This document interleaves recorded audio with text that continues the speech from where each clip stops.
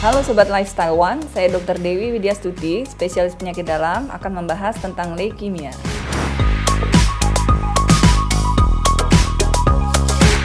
Gejala yang dialami oleh seseorang penderita leukemia itu sendiri banyak yang bisa kita lihat.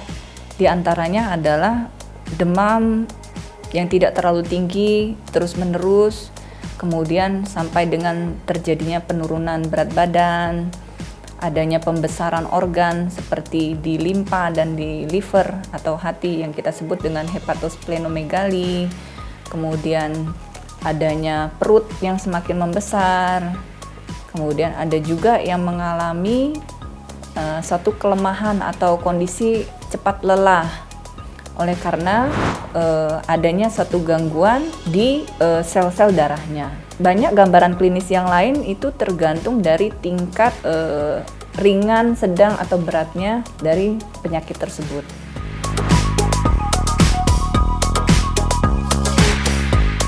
Yang membedakan ringan, sedang, beratnya itu sendiri sebenarnya kondisi si pasien itu sendiri sampai mana keterlibatan organ yang mengalami komplikasi. Ya.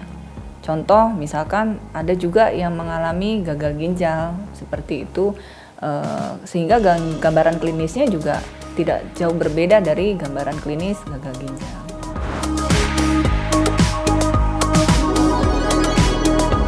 Kalau penyebabnya itu sendiri, kita menilai juga dari ada beberapa faktor. Yang paling penting juga ada peran faktor genetik, juga faktor lingkungan. Genetik ini sendiri memang sangat luas dijabarkan ya. Untuk satu jenis leukemia tertentu memang ada suatu yang namanya transformasi sel-sel. Kemudian ada juga mutasi. Kemudian ada juga peran gen. Contoh misalkan BCR-ABL pada leukemia LGK itu juga faktor genetik sangat berperan. Sehingga ada satu perubahan di kromosom Philadelphia kita sebut. Kemudian faktor lingkungan sendiri yang terbanyak yang kita bahas di leukemia ini biasanya adalah faktor lingkungan dari paparan radiasi. Ya, radiasi entah itu sinar X-ray yang terlalu sering, mungkin radiografer ya, atau juga orang-orang yang mengalami paparan zat-zat kimia. Contohnya siapa?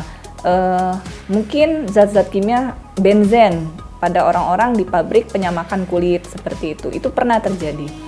Jadi memang paparan dari faktor lingkungan ini sendiri lebih ke arah radiasi dan zat kimia.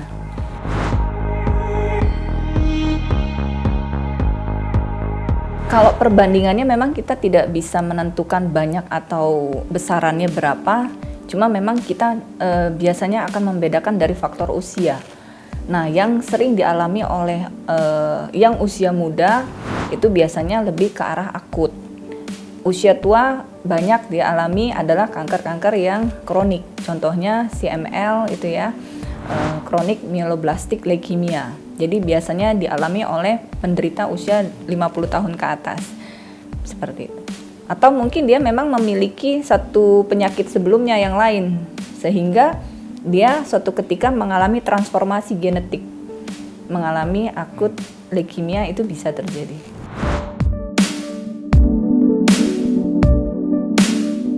Sangat mungkin di usia muda yang tersering itu adalah acute myeloblasttic leukemia. Biasanya kalau sifatnya semakin akut itu biasanya dia menjadi lebih ganas ya, lebih cepat.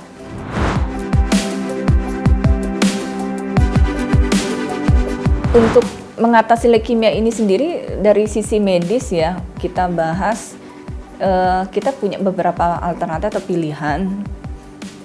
Selain dari kemoterapi, biasanya dokter akan menyarankan adanya transplantasi sumsum tulang. Sekian penjelasan saya tentang penyakit leukemia. Saya Dr. Dewi Widyastuti, spesialis penyakit dalam. Sampai jumpa.